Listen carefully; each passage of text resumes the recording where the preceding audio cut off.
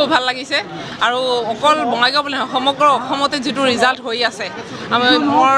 কথা এইটোৱে যে মাননীয় মুখ্যমন্ত্ৰী ডাঙৰীয়াই যি অসমখনক বিকাশৰ অগ্ৰগতিৰ ফালে যি লৈ গৈছে আৰু এই বিকাশ বা উন্নয়নৰ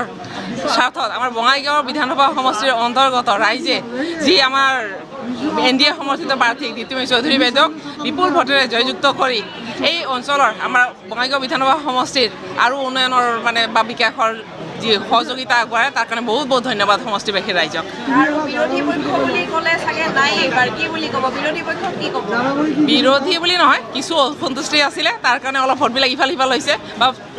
দলীয় প্ৰতীক চিহ্নটো অলপ কিবা কেতিয়াবা অলপ ভুল কৰিছে পদুম ফুলৰ ঠাইত বেলেগ ফুল কিবা দিছে গতিকে ভোট অলপ ইফাল সিফাল হৈছে গতিকে এইটো মই বিৰোধী বুলি নকওঁ অলপ বুজাবুজিত অলপ ভুল হ'ব পাৰে বা অসন্তুষ্টি অলপ থাকিব পাৰে তাৰ কাৰণে ডাঙৰ কথা নহয় কিন্তু যিহেতু